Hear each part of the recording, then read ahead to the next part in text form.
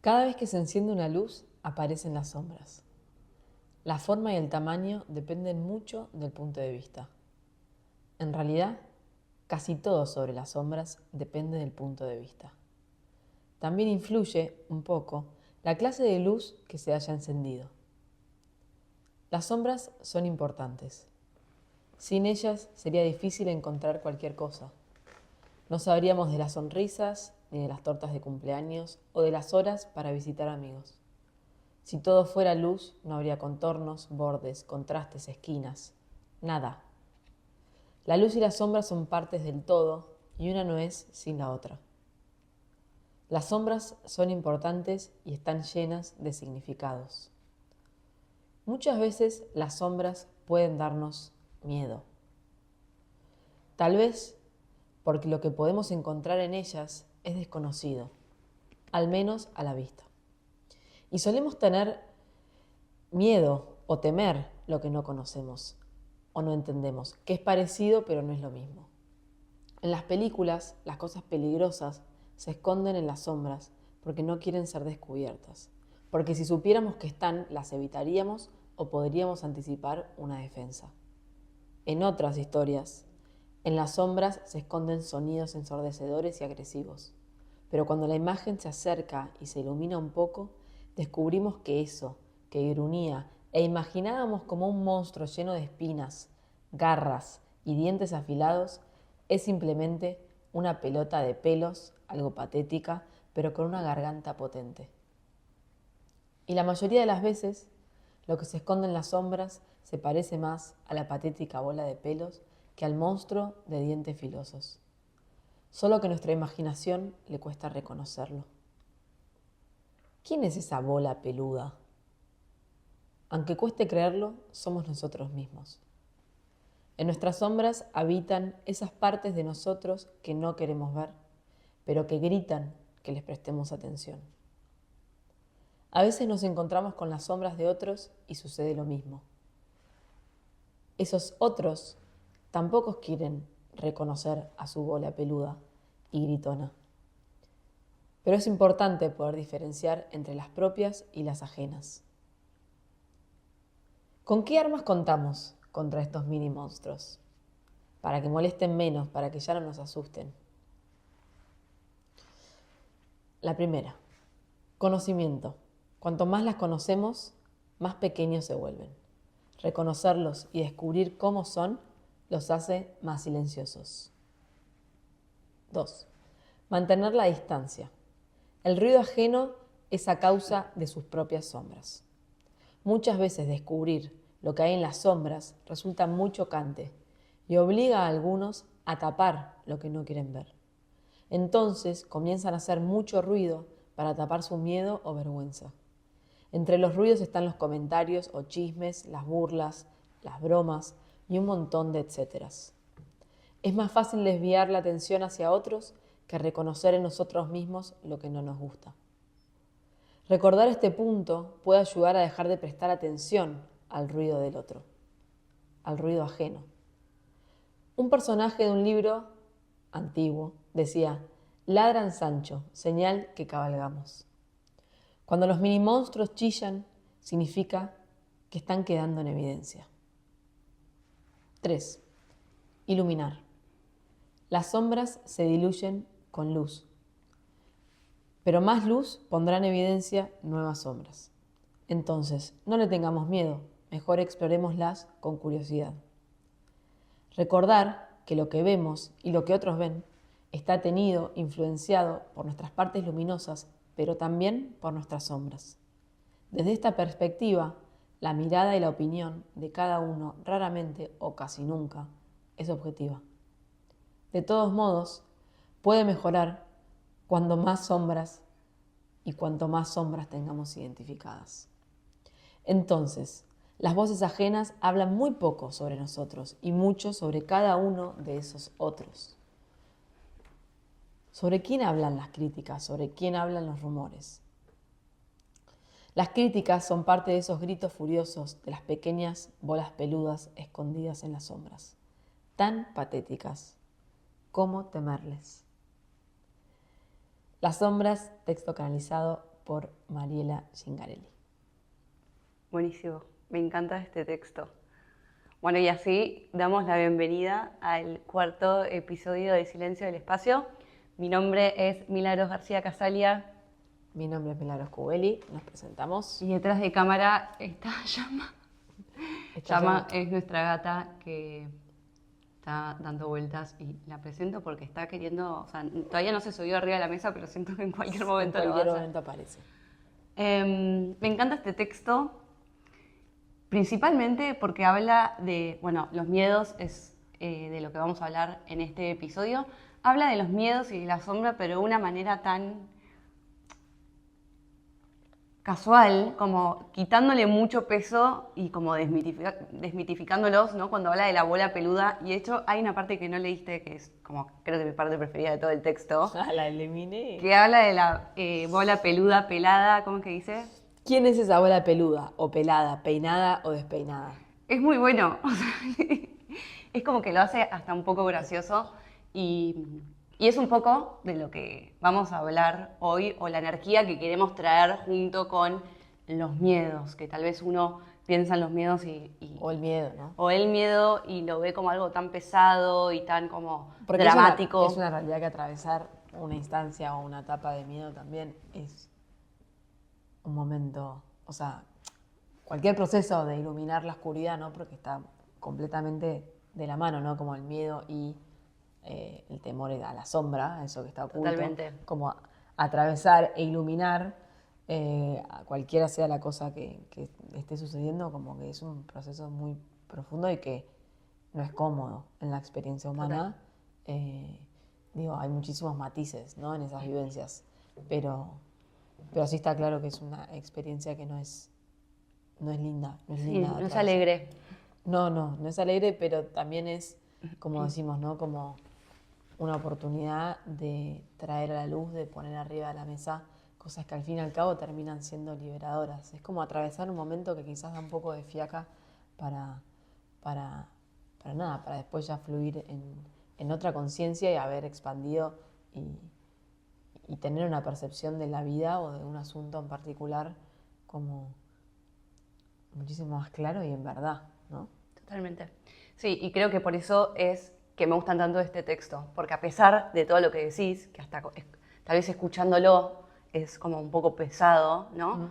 Como lo que hace este texto es desdramatizarlo y ponerle como unas chispitas de liviandad, ¿no? Bueno, es un texto que fue canalizado por Mariela, a quien le mandamos un beso, y que me acuerdo en su momento cuando lo compartió estaba dirigido a niños. Ella es docente y estaba dirigido a una clase de sus alumnos. Me encanta. Sí. Una energía muy linda. Pero bueno, el tema de los miedos es un tema, creo que de todos los episodios que hicimos hasta hoy, como que es el tema que más profundizamos nosotras antes de estar aquí ahora grabando este episodio. No fue que lo hicimos a propósito, sino que se fue dando y nos fuimos dando cuenta a medida que íbamos charlando de los miedos, porque sí, los miedos forman parte de nuestro día a día 100%, como no es algo que tenemos lejos, sino más bien que los tenemos bastante cerca. Es que en realidad es como que hay que, para mí al principio, para mí entender que el miedo en definitiva es un mecanismo de defensa del cuerpo espectacular. Es una herramienta. Es una herramienta que te alerta ante un posible peligro, ¿no? Esa es la función del miedo. ¿Por qué sentimos miedo? Porque nuestro ser tiene esa reacción ante lo que sucede. 100%, pero lo que iba con esta introducción es que profundizamos antes de estar grabando esto y al profundizar nos fuimos dando cuenta que es un tema con muchos matices y como que se presta mucha profundización y que nada, hoy vamos a presentar este tema de diferentes maneras, por decirlo de alguna manera, y que está bueno que empecemos, como a mí me gusta, como desde lo más básico y desde el principio para después ir profundizando un poquito más, mientras que mi amada compañera ella se mete de lleno al fondo. Preparé un par de preguntas para que justamente ir ordenándolo. Esto después va a terminar siendo lo que tenga que ser, pero justamente para ir de lo más básico a lo más profundo, mi primera pregunta, es la más básica, es ¿qué es el miedo? ¿No? Bueno, sí, hay muchísimas teorías sobre esto, pero mi forma de definir el miedo es un mecanismo de defensa natural que alerta a un potencial peligro, ¿no? Otros pueden Sí. decir que es una emoción.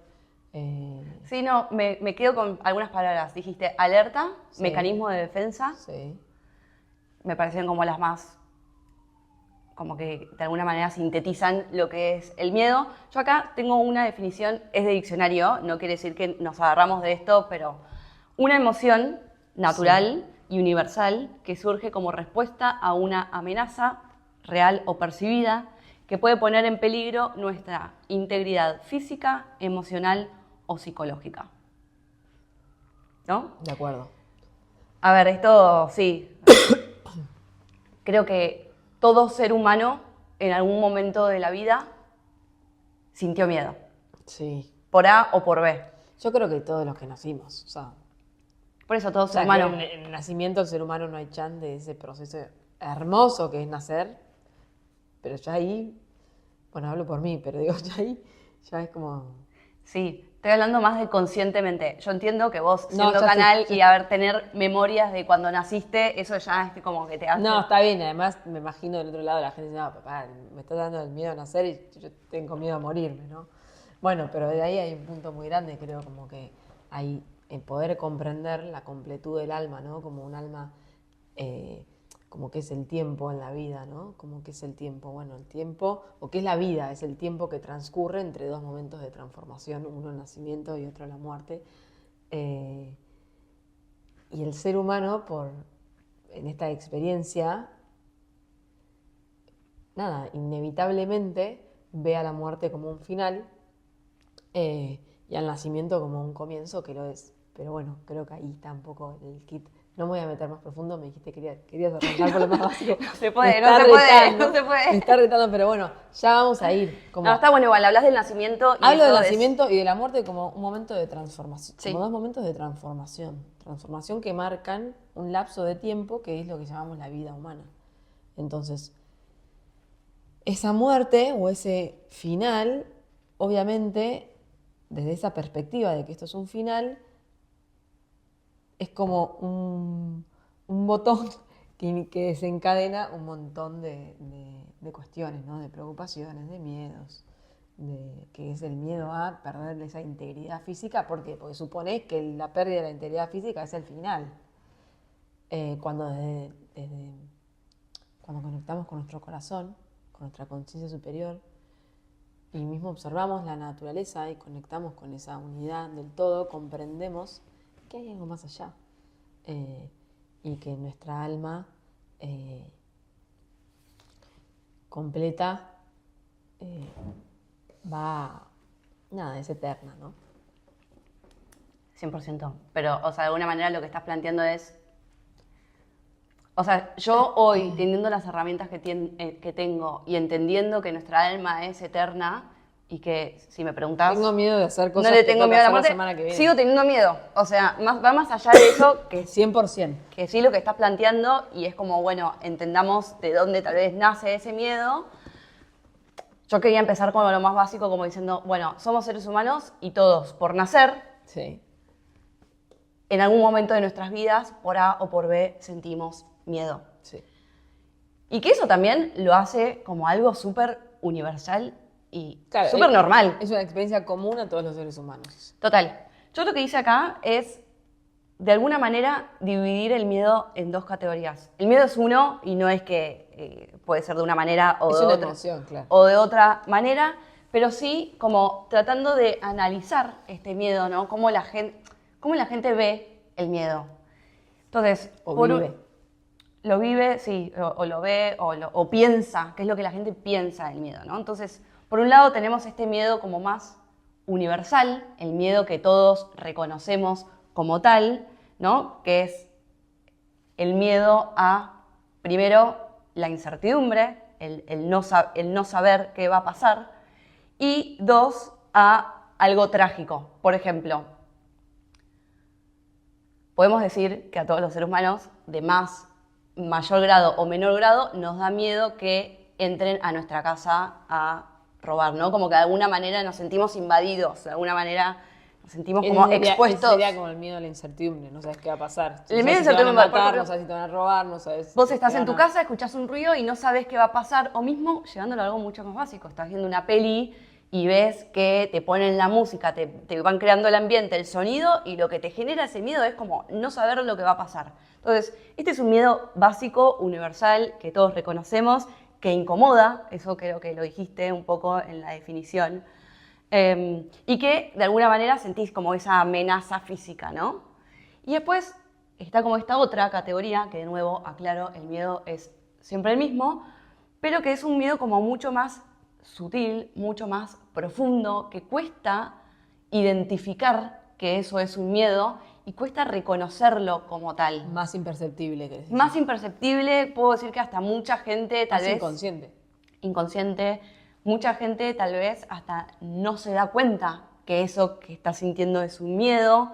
Este tipo ya como que requiere más autoconocimiento, profundización, o sea... ¿Podríamos decir que es el miedo consciente versus el miedo inconsciente? Miedo consciente versus miedo inconsciente. Para algunos casos. Para algunos casos. Después lo podemos traer a la conciencia, ¿no? Pero, por ejemplo, miedos acá son miedos a el abandono, que tal vez mucha gente sabe y puede reconocer como, che, no quiero que mi pareja se vaya porque tengo miedo al abandono. Por ejemplo, no es que estamos hablando de algo como, súper, ultra difícil de llegar. Pero sí, como marcar bien estas dos diferencias, ¿no? Está el miedo clásico, universal, el que veo una peli y me dan ganas de taparme, y estos miedos que creo que es un poco más en lo que queremos profundizar hoy acá, que son un poco más imperceptibles y que son más difíciles de reconocer, y hasta que cierto punto, como que la gente no le gusta reconocer esos miedos como tal, como que están mal vistos. A ver, ¿puedes dar otro ejemplo? Miedo al conflicto, tengo miedo al conflicto, miedo al abandono, hay un millón. O sea, miedo al conflicto, miedo al abandono, miedo a que lo dejen solo, bueno, miedo al abandono. Miedo a que no lo quieran, todos miedos así puse. Miedo al conflicto, ok, ese me gustó. Sí. Bueno, esto es un poco la introducción, ¿no? De los miedos, al menos esto es lo que yo tengo de mi parte, no sé si vos querés agregar algo. Tengo una segunda pregunta que seguramente te dé pie a seguir hablando, que es, ¿qué hay realmente detrás? Ustedes observaron que hay pseudo-bullying acá, ¿no? No. ¿Qué hay detrás del miedo? Bueno, hay algo que yo tengo escrito acá que no lo leí, que más allá de la definición que leímos, que dijimos que reducí, tengo miedo igual trauma. Sí, esa era la palabra que Detrás del miedo hay un trauma. Y estamos de nuevo hablando de esta segunda categoría, por así decirlo, de miedos que estábamos hablando. Igual del primero también, pero que se esconde mucho más profundo, ¿no? Pero hay un trauma, ¿no? Tal vez es más fácil si hablamos de un caso en específico. Concreto, sí. ¿Miedo al conflicto? Dale. No, vamos al original, miedo a la muerte. Bueno, está bien. Sí, está bien. Sí, hablemos de ese. Me gustaría igual, ese siento que nos da a dar pie a profundizar mucho más y quiero empezar con cositas más básicas. Porque siento que ese es como empezando. el gran caso. No, el miedo a la muerte es el gran caso. Es el caso que abarca todos los casos. Entonces es como que... quiero que se me ocurra otro que no sea miedo al conflicto. Ni miedo, miedo al abandono. No, por el miedo a tener miedo al conflicto, que por el miedo a tener una conversación, que es miedo a que uno no lo quiera, no, miedo al rechazo a la no pertenencia. Ese es un súper miedo. Bueno, entonces cuando se pregunta qué hay detrás del miedo, ¿no? ¿Qué hay detrás del miedo al conflicto? Y ahí vos nombraste 3 posibles opciones, o que pueden ser las 3 también, ¿no? Sí. Y detrás de estas tres opciones es, bueno, ¿cuál es la raíz de esto que estás diciendo? El no pertenecer.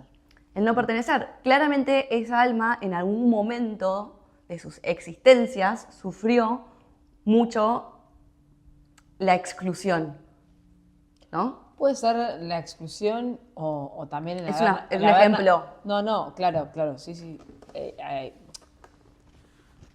Claro, estamos hablando de trauma, por eso está yendo ahí a la exclusión. Pero bueno, sí puede pasar también de que no solamente tiene que ser un trauma de esa alma, de esa existencia, sino puede ser, no sé, un trauma del clan. Entonces, por ejemplo, una persona está abriendo su camino a salirse de su clan, por así decirlo, a hacer un camino distinto al que la familia espera, a tomar una decisión de vida distinta a lo esperado. Y tiene muchísimo miedo a la hora de llevar a cabo, no sé, a la hora de ir por ese camino, ir por su casa, su nueva familia, lo que ese camino incluya. ¿Por qué? Porque hubo otros en su clan que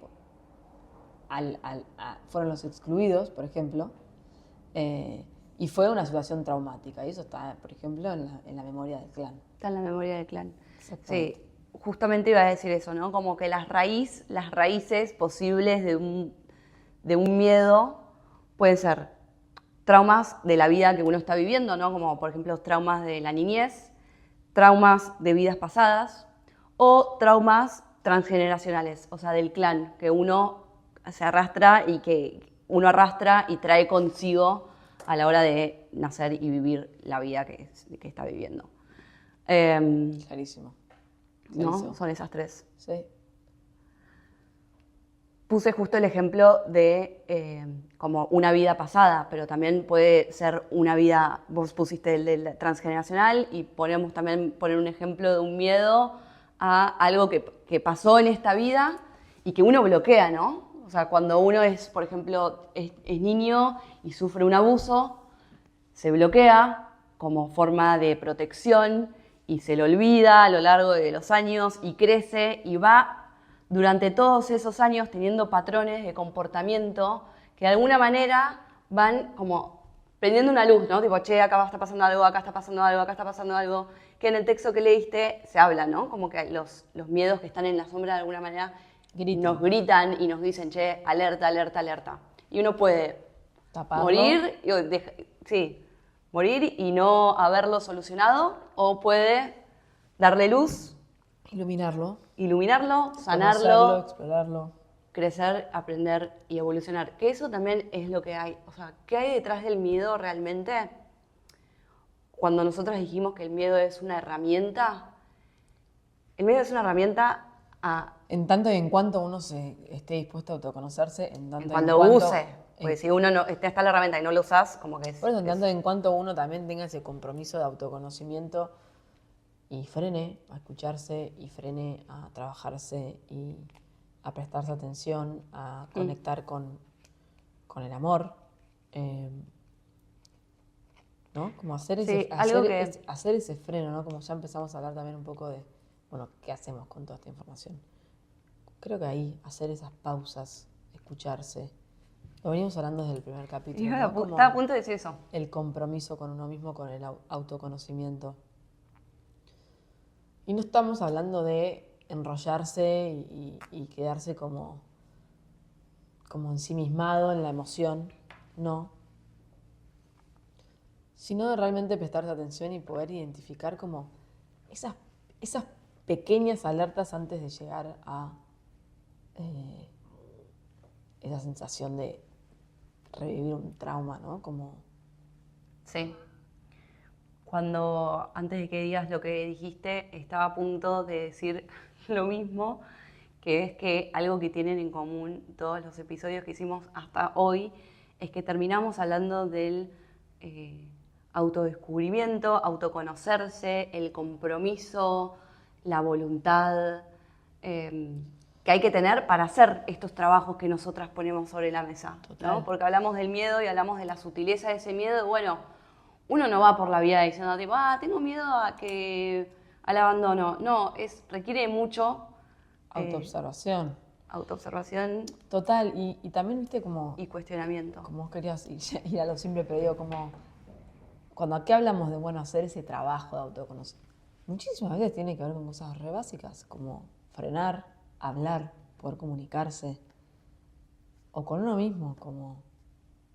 Pero ya hablar es un montón, por ejemplo, como un primer paso. Sí. Sí, hablar, comunicarse. Comunicarse. Que puede ser hablar con una pareja, puede ser hablar con uno mismo, ya sea en voz alta o escribiendo, puede ser Con un hablando en amigo. terapia. Yo descubrí en los años que hice terapia, que fui a la psicóloga, Sí. descubrí, esto me maravilló en su momento, porque descubrí que lo que estaba bueno de la terapia era poder escucharme.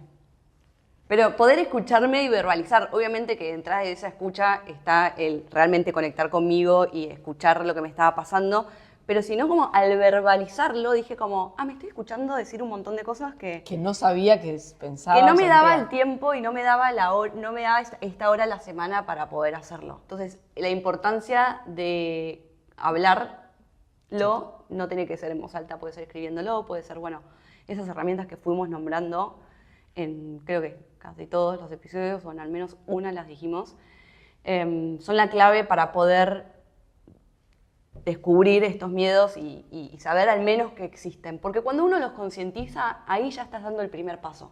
Cuando uno ya sabe que está, ya no hay vuelta atrás, en el sentido de, ya eso es un paso hacia adelante y eso ya es evolutivo.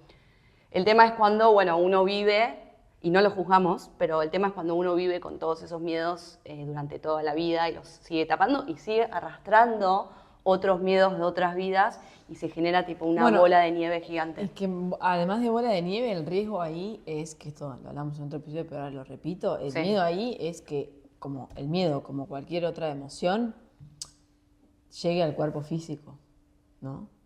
O como cualquier otro, que el trauma llegue al cuerpo físico, porque Total. todas las emociones, ya hablamos de los 7 cuerpos, ¿no? Pero de esas 4 envolturas inferiores que tenemos, que tiene el alma para encarnar en la tierra, que es el cuerpo físico, el cuerpo etérico, el cuerpo mental y el cuerpo emocional. Entonces, acá arranca la emoción, pasa por el cuerpo mental, pasa por el cuerpo etérico, hasta que llega al cuerpo físico. Ya ahí tuvimos otras instancias para identificar este conflicto, esta emoción disonante.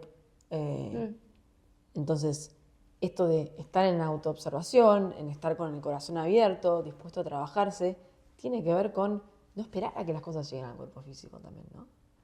Sí, sí. ¿Qué pasa? Como yendo un poco más a la teoría y profundizando en lo que acabas de decir vos, el cuerpo etérico se encarga de grabar y ordenar y como si fuese recaudar toda la información de todas las vidas y todos los recuerdos y todas las heridas se guardan en el cuerpo, ¿dije físico? Etérico. Quería decir etérico. En el cuerpo etérico. Entonces, si nosotros, voy a ir a un ejemplo concreto, ¿no? Si nosotros en una vida nos morimos ahogados, y me estoy yendo a la muerte, pero bueno, tuvimos un trauma de abuso físico, y lo tuvimos en una vida, y lo tuvimos en 2 vidas, y lo tuvimos en 3 vidas, y seguimos sin sanarlo, y lo tuvimos en 4. Se van creando programas muy arraigados y profundos en nuestro cuerpo etérico que terminan después de manifestarse, como dijo Mili, en el cuerpo físico en forma de, por ejemplo, enfermedades. Entonces, esa es un poco la teoría detrás de los miedos y los traumas. Por eso creo que la pregunta también es, bueno, está toda esta información, buenísimo. Sí. Nada, ¿cómo es que voy viviendo el día a día, no? Entonces, esas herramientas que estamos dando, que bueno, hablar, comunicarse, darse esos espacios de la terapia que sea, Sí. como darse, en realidad el espacio es con uno mismo. Total. El otro te viene a regalar el momento, pero... O a guiar. Sí, pero digo, es como, es un autorregalo siempre. Sí, sí. Escribir, conectar, ¿no? Como estar en esa búsqueda de autorregistro. Hacerse preguntas. Hacerse preguntas. ¿Por qué me sentí así? ¿O qué está pasando? Sí. Creo que al principio, y esto lo dijimos, perdón, te interrumpo, en el episodio pasado también, que tal vez al principio, muy al principio, el tener esa guía, el tener esa persona que te acompaña y que te hace esas preguntas, está bueno porque tal vez uno no sabe cómo empezar. Después ya... No, y eso Eso también vuelvo a esto, ¿no? Porque uno dice hacerse preguntas y también cuando el ser humano está en un estado de catastrófico de miedos Sí. y de pensamientos trágicos. Y de traumas. Por eso, de pensamientos trágicos, también, bueno, las preguntas que te haces, estás dentro de ese mambo también, ¿no? Sí, Entonces, sí. esa ayuda del otro es el que como que te da la mano y te lleva a ese lugar de observador en el que te hace también comprender, o no, pero te intenta o inspira a comprenderte, entender que no hay que comprar todos los pensamientos, ¿no? Como poder realmente observar la forma de pensar y poder decir, ok, mira, estoy pensando de esta manera o tengo ansiedad, por eso toda esta pila de pensamientos y de autoacoso de no parar y sin fin de cosas, ¿no? Creo que ahí es fundamental la ayuda, total. Al menos al principio. Igual también... No, yo creo que durante todo el camino regalarse ese momento donde... No digo al menos al principio tener la guía. Sí, sobre todo cuando uno está en un momento de crisis, en donde poder identificar una emoción, cuando uno está en un momento de crisis, identificar una emoción, identificar un pensamiento propio, el ajeno, viste que hablamos eso un poco, en el texto hablaba un poco de eso. Todo eso, cuando uno está en crisis de verdad, a veces está fuera del alcance. Está fuera de eje. Está fuera del alcance poder hacer eso. Sí. Totalmente. Bueno, nombraste un tema que me resulta muy interesante, hacer doble clic, que es la ansiedad. Y me puse a pensar en este tiempito si la ansiedad, o sea, qué hay detrás de esa ansiedad, si hay miedo detrás de esa ansiedad, si esa ansiedad es una bola de miedos, ¿no? Total. Como miedo a no pertenecer, miedo a quedar mal, que me trae a esta pregunta que me encanta este tema, que es ¿qué es la vergüenza? El miedo a ser. Miedo a ser. Miedo a ser. O sea, ser como mayúscula. Miedo a ser uno mismo, a brillar, a ser quien uno es. Cuando uno siente vergüenza, lo que está sintiendo internamente es miedo a quedar mal, miedo a que lo juzguen, miedo a el que dirán, que es básicamente todo esto es miedo a ser uno y mostrarse tal cual es.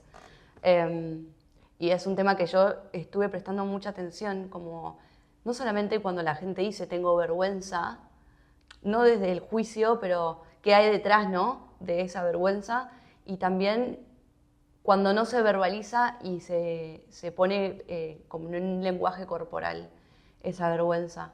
Y ganas de abrazar a esa persona, me generan como muchas ganas de abrazar a esa persona y dar amor, porque en definitiva en el fondo de eso hay como una falta de amor. Sí, de autenticidad. Sí, de amor propio, porque si te da vergüenza el que dice el otro es porque vos realmente te estás juzgando vos mismo y no te amás, ¿no? Yendo como hilando muy fino y muy profundo. Pero sí, que detrás de una vergüenza, y a eso, de nuevo, yendo al principio, cuando es tan sutil los miedos, ¿no?, que tal vez uno eso no lo reconoce como miedo. Es como, no, pero yo no tengo miedo, es simplemente que me da vergüenza hablar en público. Bueno, sí, me da vergüenza decirle tal cosa a alguien. Claro, bueno, esos son los miedos que hablábamos, que son casi imperceptibles y muy difíciles de reconocer y que se esconden detrás de... nada, eso. La vergüenza es un tema que trabajé por un tiempo, como que tiene que ver con el amor propio. Sí, o con el no animarse a ser. Por eso, es que es eso. El no animarse a hacer es no amarse a uno. Y que me resulta muy interesante. Así que nada, los invito a preguntarse cuando algo les da vergüenza, cuando algo no se animan, qué hay detrás de eso. Y si no, nos lo pueden preguntar a nosotras y le damos una mano. Bueno, y eso, volviendo a la ansiedad. ¿Qué podés decir de ese miedo? La ansiedad, no. como una reacción al miedo. Un tipo de manifestación del miedo. Es una consecuencia. ¿Es estar tapando los miedos? Es No, creo que es la reacción a la presencia del miedo. ok. Es una forma de Es reaccionar una forma de ante... manifestarlo al miedo. Que está muy relacionada a eso que decías de la incertidumbre, de no saber. 100%. Y mucho querés que las cosas sucedan para que saberlo. Ya casi que no te importa qué va a pasar, sino que suceda ya. Algo que hablamos ayer también, que está muy bueno traerlo acá, que yo traía el tema, hablábamos con Mili y decía como el miedo a la incertidumbre y el no saber, y ella como que me contradijo de alguna manera, con mucho amor, pero fue y puso sobre la mesa el miedo a el saber, justamente como contraparte de la incertidumbre, ¿no? Tipo, sí, la incertidumbre genera miedo, pero a veces saber lo que va a pasar también genera miedo. Total. Eh, Pero vos querías ir Y ahí profundo o querías hiciste- mantener lo más básico. No, ahora ya estamos profundizando un poco más. Pero ahí me hiciste un quiero vale 4. Estuvo bueno, porque me hiciste pensar, me quedé pensando en eso y la realidad es que sí. De hecho, después terminamos charlando en las cosas que uno puede llegar a saber o que es lo que genera ansiedad del futuro, ¿no? Como sé que va a pasar tal cosa. Bueno, ¿cómo va a pasar cuando todo lo que está detrás, todo lo humano que está detrás del día a día, ¿no? Esa es la ansiedad. Sí. Y el miedo es hacer un proceso de antemano antes de que ese miedo se termine de manifestar. ¿Se Sí, entiende? Yo creo que volvamos a las preguntas porque eh, estamos metiéndonos ya No, ya igual estoy para que... en otros. Bueno, ¿qué es la vergüenza? ¿Por qué se esconden algunos miedos? ¿Y a quién le gusta revisarse? O sea, como que... O sea, naturalmente... O sea, naturalmente, por cómo estamos estructurados, con un ego, con una personalidad, o sea, naturalmente. La reacción natural siempre tiene que ver con querer que todo esté bien y por ende tratar de esconder lo que va mal. Ahí es donde está el cambio importante es como un clic interno. Uno, entender que lo que hay que trabajar, así sea algo que sea pesado, sea profundo, no verlo como algo negativo y sacarle peso, que es un poco lo que vos traías al principio. Pero para mí después tiene que ver con hacer un clic interno, decir, ya está, ¿para qué voy a mentir a mí mismo? O sea, como... Y la negación. Lo ¿no? que venga lo trabajaré. Es como una honestidad que es muy liberadora. Es como, sea cual fuera el problema, que es mío, no es de los demás, es mío, sea cual fuere lo que tengo que resolver, lo resolveré. Rápido, mediano, lentísimo. Digo, el proceso será como tenga que ser y amaré el proceso, como que ahí también es parte del compromiso, como amá el proceso. Amalo porque esa es la vida, es ese tiempo que tenés acá. Entonces ahí es como, nada, lo que esté enfrente lo trabajaré. Me costará más, me costará menos, algunas cosas las disfrutaré, otras las pasaré peor, pero al fin y al cabo es como, Sí. si esa bola de pelo, tranqui, parecía un monstruo y es un peluche, Sí. ¿no? Sí, tiene que ver, de nuevo, volvemos a lo mismo, que es el compromiso, ¿no? El poder decir, porque suena fácil cuando lo decís, de nuevo, no le quiero poner peso, pero es como, hay que tener ganas.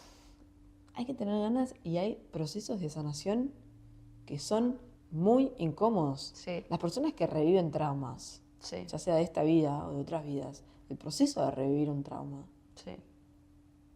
es horrible. Es horrible.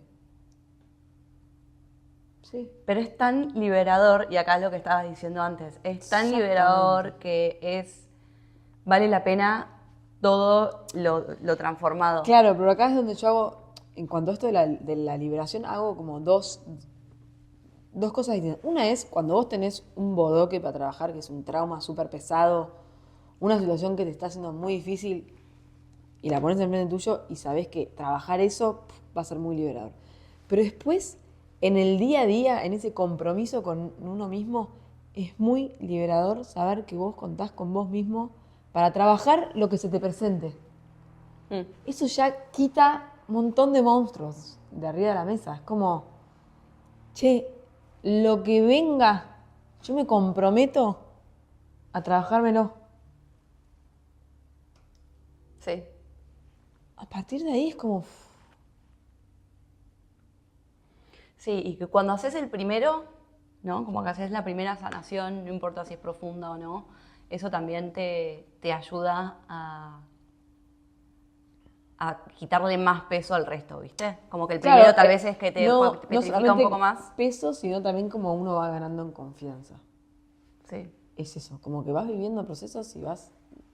Como te vas mejorando a vos mismo y decís, ya sea Yo puedo. psicológicamente, vincularmente, físicamente, como que a medida que vas avanzando, vas sumando como esa confianza en uno mismo, y esa confianza no es solamente en uno mismo, sino en los procesos, en el proceso. Como entender, aún en el momento más difícil, que es un proceso. Y que ya todo mucho más tranquilo porque estás comprometido con vos mismo en ese proceso. Sí. Y ese cuidado ya es casi el 50%.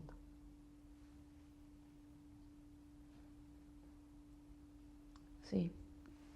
Sí. No quiero volver al tema del amor propio, pues ya sabemos lo que pensamos del tema, pero qué lindo que es, ¿no? Se siente bien. Sí, pará, y vuelvo a lo primero, es como todos los seres humanos sentimos miedo. O sea, y seguido. Hay una pregunta que no sé si me la acepté, pero que decía tipo, ¿por qué? Tal vez la... acá. ¿Por qué asociamos el miedo a ser cobarde? ¿No? Como que mucha gente, tipo, si tenés miedo, se juzga, el miedo se juzga, está muy juzgado, en vez de normalizarlo como es y Como decir, una tipo, herramienta de decir, ok, esto me viene a mostrar algo, pum, sí. decime O qué es, lo mismo laburo. también cómo se juzga en muchas sociedades el trabajarse, la terapia, ¿viste? Es como, vas a la terapia, tenés un problema. Como que la sociedad... No, en realidad lo que se juega es tener un problema. Bueno, Como si pero... tener un problema fuese algo... Sí, bueno, pero lo pongo también en la misma bolsa que los miedos, como... Porque bueno, también podemos hacer doble clic en qué hay en ese problema y demás. Como que en el fondo lo que uno se trabaja es el trauma, es el miedo y es la sombra. Y está juzgado por la sociedad el tener miedo, el trabajarse. Bueno, yo creo que también uno dice la sociedad y hay un montón de sociedades.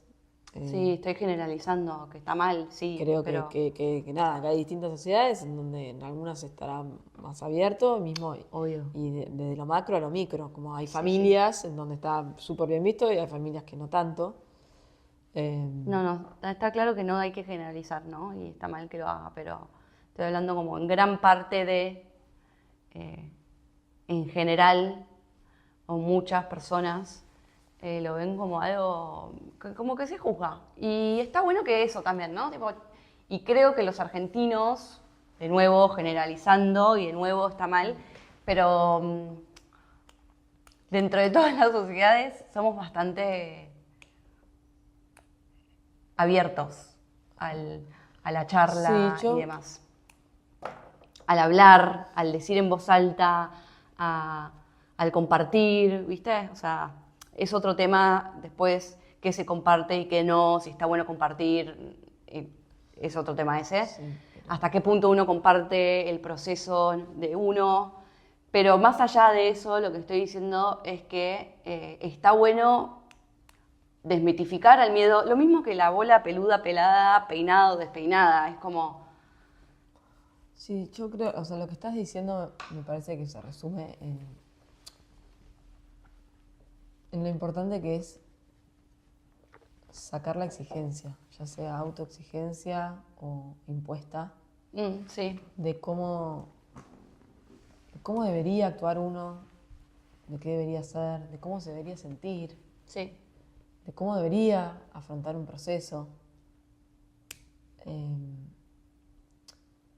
que va más allá del juicio, ¿eh? Para mí tiene que ver también con la exigencia, que es lo contrapuesto a lo que yo estaba diciendo de amar el proceso. Amar el proceso y no juzgarlo.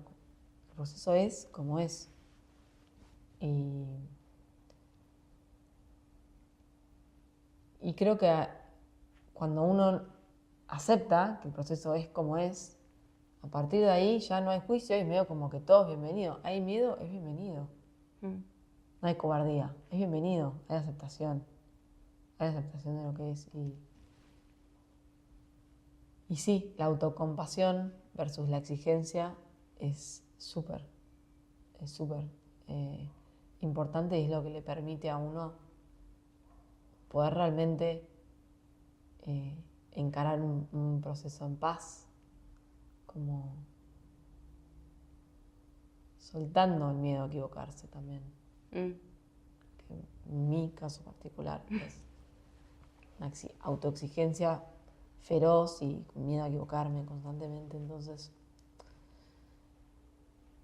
respirar, soltar, aceptar el proceso como es. Eso es amar el proceso. Comprender que puede ser de muchísimas formas y que va a ser de la forma correcta. Así esté pasando algo que no me guste. sí.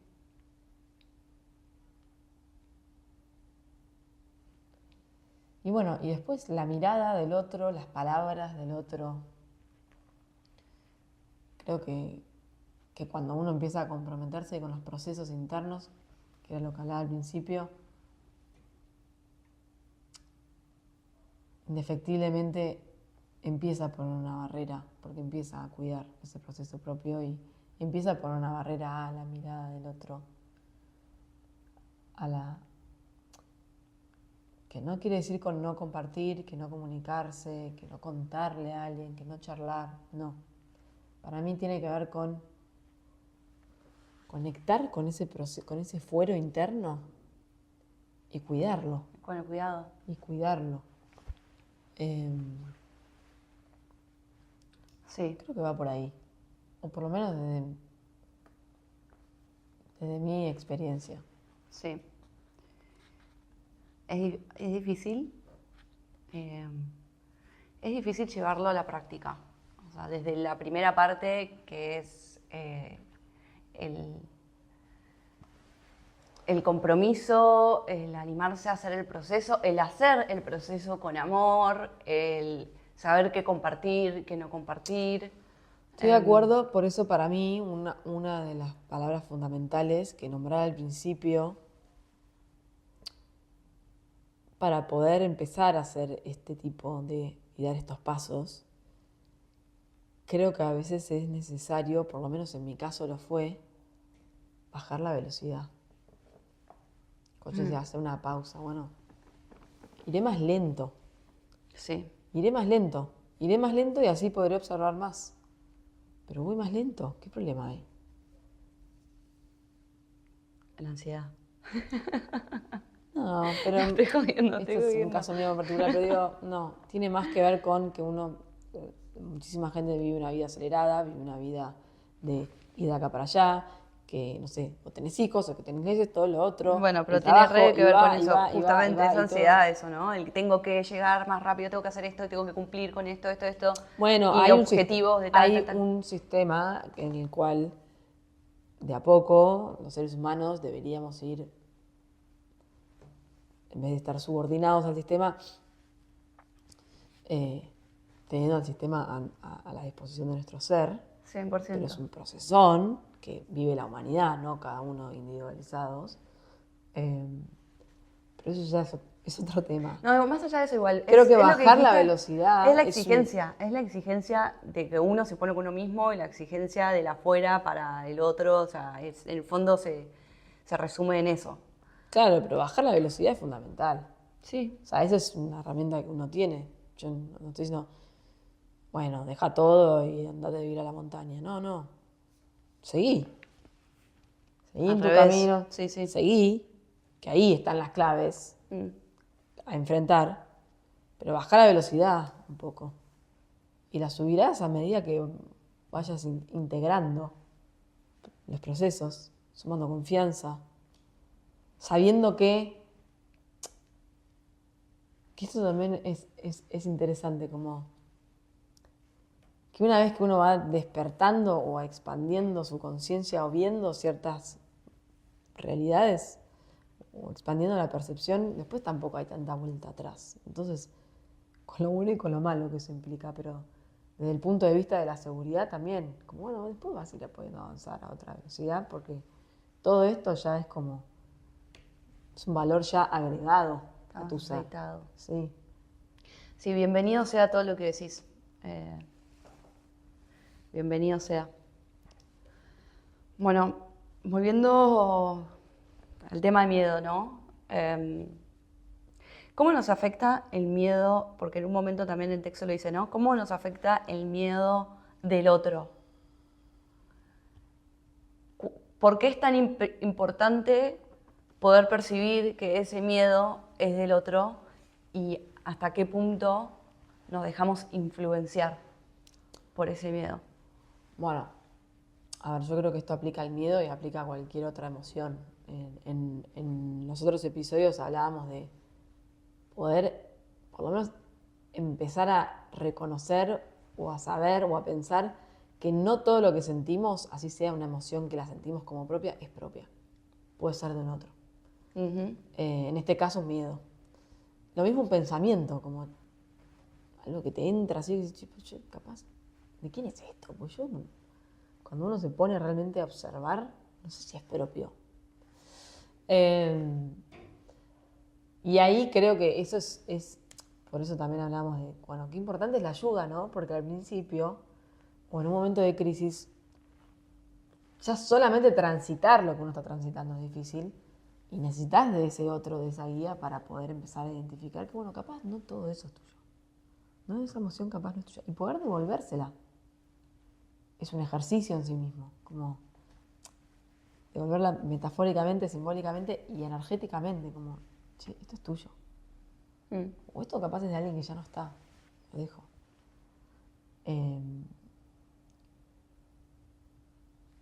Pero para eso, ¿qué? Para eso, autoconocimiento.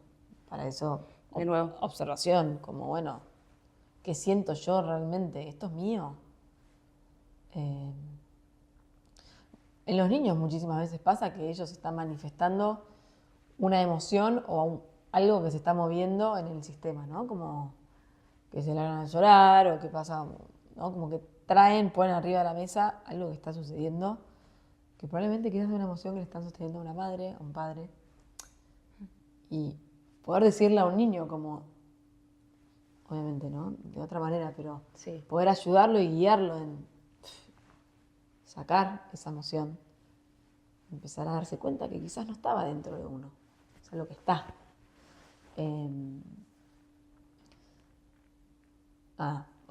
Creo que estamos hablando muy teóricamente y que en la práctica esto también se hace, por lo menos al principio, con un montón de ayuda. Sí, estaba pensando en eso. Estaba queriendo buscar en mi cabeza como algún tipo de ejemplo.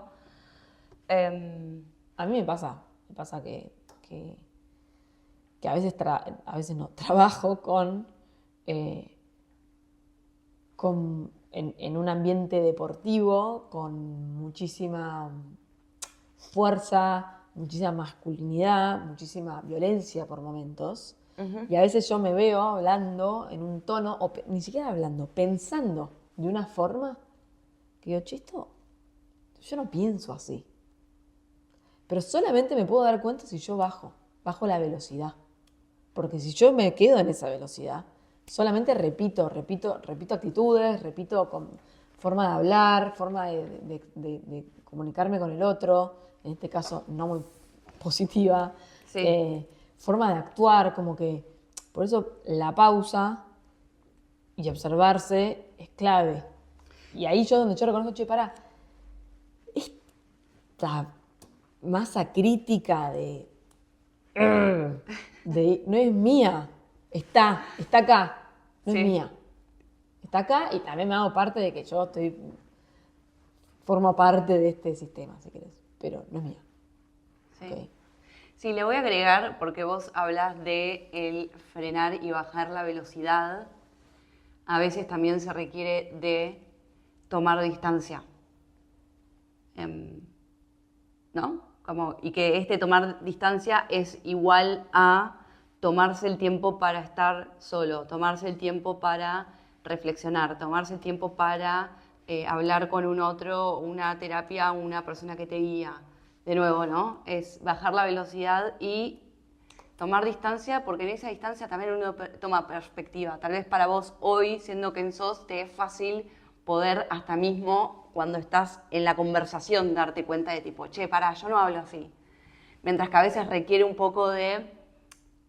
No, a veces me paso 3 puentes y me doy cuenta después. No, ya lo sé. Por La eso mayoría. mismo. Pero por eso... Por eso mismo digo que a veces es cuestión de frenar y tomar un poco de distancia para poder reconocer que eso que está ahí no es de uno, sino que es del otro y que no se va a hacer cargo. O no quiere llevarlo más, no quiere sostenerlo más, o no quiere empatizar más, no quiere lo que sea. Así que la conclusión de esta pregunta es la gran conclusión de todos los episodios. Autoconocimiento, autorreflexión, autoobservación y demás. Me voy a la pregunta 9, que dice... la pregunta 8 y la 9 son las mismas. Ahora la pregunta 10. ¿Se puede controlar el miedo? No, la respuesta es no, no se puede controlar, porque aunque vos intentes controlarlo, va a estar ahí. Lo que sí se puede hacer es Intentar tratar, taparlo. sanar, Sí, uno puede poner la alarma esa, la de postpone. que pospones, sí.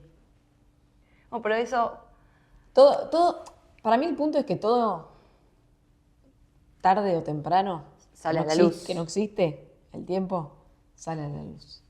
por eso, es como querer esconderlo abajo de la alfombra, ¿viste? ¿Hasta qué punto? Como que Sí, eso va a estallar. pero eso es si uno viviese en la ilusión de que la alfombra nunca se va a levantar. Por eso. Sea en esta vida o en las próximas, la alfombra se levanta. Eso es como también tener. Entonces, tu respuesta a la pregunta es estar apretando posponer o esconderlo abajo de la alfombra, o usemos la metáfora que usemos, ¿es de alguna forma controlarlo? O sea, ¿esa es tu respuesta? Una buena pregunta esa. Yo creo que hay negación en esas acciones, un poco. No, bueno, sí, es una acción de ejercer control. Consciente o inconscientemente. Es una acción de querer ejercer control. Lo que está bueno saber es que es como la mentira, ¿viste? Tienen patas cortas. Todo sale a la luz. Entonces, es la ilusión del control. En realidad no hay control. Sí, es una ilusión. En la experiencia pareciera que sí. Quizás no lo ves. Sí. Eso es lo que quiero, eso es lo que quiero aclarar. Tal vez es consciente o inconscientemente, eso es lo que estaba aclarando. ¿Consciente o inconscientemente qué? Que lo haces. No, está claro que muchísimas veces la represión de pensamientos, emociones, muchísimas veces es inconsciente. Ya creo que es consciente cuando estás en un grado de represión muy profundo. Sí. Sí. Pero sí. Ya ahí respondí tu pregunta. Sí. Bueno, hablemos del miedo a la muerte. Del gran miedo por qué está este miedo. Bueno, un poco igual ya lo aclaraste al principio, ¿no? Pero la ilusión a que cuando uno Yo creo que desencarna se termina todo. hay dos puntos. Uno es, nada, el vivir con velo, entonces no sabes qué va a pasar después de la muerte. Y el otro punto también de miedo a la muerte, o también miedo a una forma determinada de morir, inconsciente, Sí. tiene que ver con un trauma de alguna muerte en una vida pasada. Por ejemplo, cuando la gente dice me da miedo, o no, qué cagazo, o no, qué fea forma de morirse, incendiado. ¿Incendiado? ¿Se dice? ¿Quemado? Sí. Eh, No, o mismo la gente que la gente claustrofóbica, por ejemplo, que no se puede subir a un ascensor. Eso tiene que ver con traumas. claro, Trauma A. con haber muerto atrapado, de haberse quedado atrapado en cierto lugar, en una cueva, en que te morís así, atrapado, ahogado. Sí, sí, sí, sí. Sí. Por eso, trabajar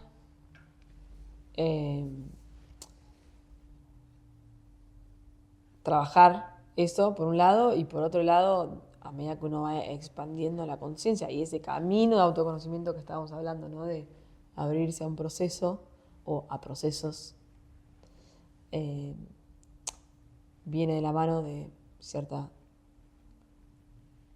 perspectiva o que ganás perspectiva y conciencia y uno empieza a conectar con su alma, con esa conciencia de ser un alma encarnada que sí, que nació en una familia, con un propósito, a vivir una vida, un enraizamiento en una vida concreta, con ciertos personajes como parte de su día a día, de su familia, de sus amigos, etc. Y que así como nace, muere, y que son dos momentos de transformación que marcan un periodo de tiempo que eso es a lo que llamamos la vida humana. Pero que esa alma, además de ser eterna, reencarna y vuelve a tener vuelve a vivir esos dos momentos de nacimiento y de muerte. Entonces, creo que estas son las cosas que quizás alguien que tiene mucha incertidumbre o mucho miedo a no saber qué va a pasar cuando uno muere, escucha esto y como que le da bronca y dice, ¿qué sabes vos que estás ahí sentada? ¿Por qué sabes más que yo, no? Eso sería como un planteo, pero a mí, esto creo que ya lo conté, el haber la terapia de vidas pasadas, Te iba a que preguntar es eso. básicamente una sesión a la cual llegué porque tenía un síntoma en mi vida, un síntoma emocional, no físico, que ya igual se estaba manifestando bastante en lo físico, que lo trabajaba de muchísimas formas y no No lo podía, lograbas no destapar. lograba resolver. Lo que encontré en la terapia de vidas pasadas fue un lugar al que llegás justamente cuando probás por todas las formas, por el médico, por el psicólogo, por no sé qué, y no lo puedes resolver. Y ahí fue donde me recomendaron este espacio en donde uno vuelve a vivir ese trauma en una vida pasada, es como que la vuelve a pasar por el cuerpo, como acostada en una camilla con un terapeuta Sí, un que espacio cuidado. va guiando en un espacio cuidado, en donde se hace a través de un método de conciencia expandida, no hay hipnosis, no hay nada que tomar, nada raro, pero a través de expandir la conciencia y conectar con el alma, que no conoce del tiempo humano, que no existe, te lleva a ese momento donde ese fragmento de tu alma quedó atrapado en ese trauma y por eso hoy en tu momento presente, cuando tenés ciertos ingredientes de tu vida concreta que se asemejan a ese trauma o que te despiertan los mismos botones, por así decirlo, uno vive como si estuviese reviviendo ese trauma. Y vos, desde tu experiencia concreta en el hoy, no podrías justificar por qué te estás sintiendo tan así, por qué tenés ese miedo, por ejemplo. O sea, probás todo y no lo seguís teniendo ahí. Bueno, en ese caso, en mi experiencia, haber podido pasar ese trauma por el cuerpo, bueno, después muchísimos más porque trabajé un montón de cosas y después mismo hice el curso y me transformé en terapeuta de vidas pasadas, de terapia de vidas pasadas. Eso, como que hay cuestiones que uno vive en esta vida que están asociadas a una experiencia, a un trauma de una vida pasada. Tiene que ver con el recordar justamente esa vida Claro. que generó ese trauma. El cuento venía a que después de vivir este tipo de experiencias, es como, no necesito que nadie me firme ni me valide que el alma es eterna y nace varias veces. Es como que es algo... Hay una certeza que no necesitas explicación Es una ni nada. certeza del alma. O sea, puede venir alguien y escribir el manifiesto de no sé qué, que todo bien, pero cuando uno tiene esas certezas del alma, es como que después ya está. Sí. Es una conciencia que se activó, se abrió y como que es un poco lo que hablaba antes, ya después no hay vuelta atrás a ciertas aperturas de conciencia. Con lo bueno y con lo malo. Llega un punto donde uno, con lo que sabe, llega un punto donde las cosas no se pueden... Negar. No se puede, no, sí, iba a decir, no se pueden explicar con las palabras y como que no se puede... Me sale justificar, pero no es cuestión de justificar. Es verificar. Eso, no se puede verificar. Empíricamente. No se puede verificar empíricamente. Entonces hay un punto donde, bueno, acá es donde por muchos años estuvo el tema de la ciencia y la religión, ¿no? Como que, bueno, todo lo espiritual no se puede verificar empíricamente, entonces ya hay un punto donde, bueno, si partimos desde ahí... Yo ahí te corrijo, yo creo que la religión y la ciencia no se puede verificar empíricamente, creo que lo espiritual y la ciencia son una misma cosa, en lenguajes diferentes. Creo que la ciencia ya va a estar, ya llegó, capaz no lo sabemos todavía, pero digo, está llegando a comprobar que existe un aura. Cada vez más, no, cada vez más. Y con la tecnología y los avances y la evolución, esto va a ser cada vez más fácil. A lo que voy es, hay un punto donde, por ejemplo, esto que acabamos de hablar, ¿no? Como que no, intenta hoy, estamos hablando de hoy, aquí, ahora, comprobarlo empíricamente y es como, no, mira, esto no se puede comprobar. Sí, pero... Pero está esta certeza, que uno, o sea, es de uno. O sea, no, yo no puedo salir a tratar de convencer a nadie de nada porque, bueno, primero que no me interesa y segundo no es mi lugar. La certeza es del alma y la duda es del ego. Es del ego. Solamente quien lo vive lo puede comprender. 100%. Y en esa certeza hay como... Porque si uno intenta, a mí me pasó mucho, ¿no? O sea, no de tratar de explicar qué es la certeza, pero hoy aquí digo como... No hay otra forma de explicarlo que no sea con esa palabra de certeza. Es como... Hay un saber... Es que no lo argumentes, no lo argumentes. No intento argumentarlo, sino simplemente estoy contando al menos lo que siento cuando algo es certero. Es eso. Que hay una expansión en mi corazón, y de nuevo voy a intentar no usar la palabra certeza, pero de verdad absoluta, y no es una verdad mía, sino como es una verdad universal. Y bueno, es eso que también se le puede llamar Dios. Pero no quiero profundizar tanto en eso, sino el tema de la certeza a estas situaciones, a estas terapias alternativas, si quieres decirlo de alguna manera, y a situaciones como la vida, como la muerte, ¿no? La vida y la muerte y volver a experienciar esos momentos de trauma, como puede ser una muerte muy difícil, una muerte traumática, y cómo también eso ayuda a superar miedos que se manifiestan en el presente. ¿Qué vos, como terapeuta de vidas pasadas, de vidas pasadas, ¿Algo que quieras compartir del aprendizaje y de tus experiencias, de tus sanaciones, de tus terapias? No que tengas que exponer algo que no quieras, está claro. No, creo que con lo que me quedo y con lo que más resueno ahora en este momento tiene que ver con aceptar, como aceptar el proceso, no exigirse, que era un poco lo que hablaba antes, ¿no? De la exigencia versus permitir que el proceso sea como es, no como tiene que ser, como es. ¿Viste? Como, mismo cuando uno mira los procesos de los demás, como dice, bueno, pero si esto, no sé, yo ya sabía que eso iba a ser así, ¿por qué ahora se enoja o lo vive así? Porque lo vive así, punto. Como que poder salirse de esa exigencia, de ese juicio, entregarse a los procesos, como vivirlos con amor, así sea horrible la experiencia concreta de trabajar X cosa.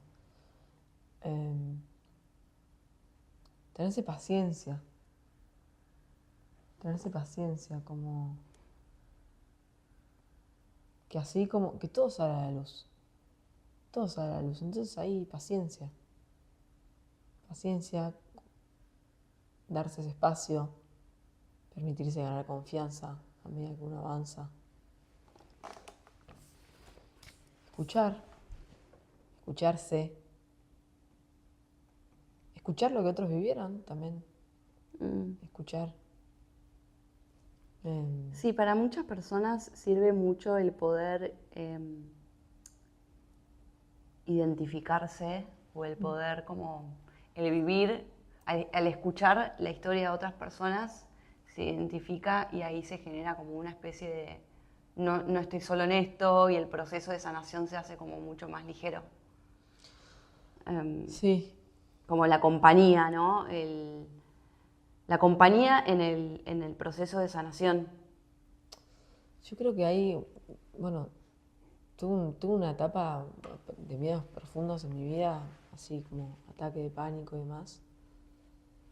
Que llega un momento que te encontrás con la nada. Como que llegás a un momento que decís, la estoy pasando tan mal que ponés como en blanco y negro como las peores cosas que podrían pasar, ¿viste? ¿Qué es lo peor que podría pasar? Y volvés a ese punto cero. Pero ahí lo importante es poder, por lo menos a mí me fue muy importante, poder soltar lo que yo quiero que pase, lo que yo quería que pasara. No es que lo solté, que eso murió. Recién ahí me pude abrir a que todo era posible. Pero lo que yo quería que pasara, me costó mucho dejarlo ir. El control. Sí. Bueno, es eso, yo quiero que las cosas sean así, yo quiero que me pase esto en la vida, yo quiero que tal persona esto, yo quiero que me vaya así, tal, de cual manera. Yo quiero, bueno, yo quiero, muere. Yo quiero, murió. Muerte. Yo quiero, murió. Yo quiero, sí. Yo quiero, murió. Yo soy. Y lo que es. Que no quiere decir que no tenga metas, que no quiere decir que no tenga objetivos, que no quiere decir que no conecte con mis deseos, que no conecte con mi poder de creación. Pero cuando uno conecta con ese sentir, ese poder interno, ya hay un tanto respeto como esa parte más divina de uno, que es como, confío en mi ser, pero ya no es el yo quiero. Y en el medio, avanzo y retrocedo, ¿no? Como que no es que, uy, se abrió un pergamino de la sabiduría y nunca más retrocedí. No, avanzo, retrocedo, me paso 2 puentes, vuelvo. Pero amo quien yo soy y acepto mis errores, que son pepitas de aprendizaje en el camino, que son las verdaderas pepitas de oro del ser. Al fin y al cabo es eso, como es eso la vida, es ese tiempo que sucede entre esos 2 momentos de transformación, el nacimiento y la muerte. Y el oro, ese oro, el que tanto el ser humano busca, al final esas pepitas de oro son esas pepitas de aprendizaje. ¿Qué es lo que te llevas? ¿Qué es literalmente lo que te llevas cuando el alma desencarna? Se lleva eso, se lleva el aprendizaje.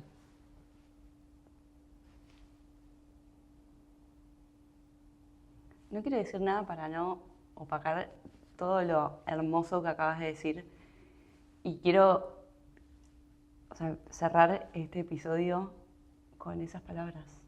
Gracias por compartir. Y bueno, Gracias a ustedes. hasta el próximo episodio de Silencio del Espacio.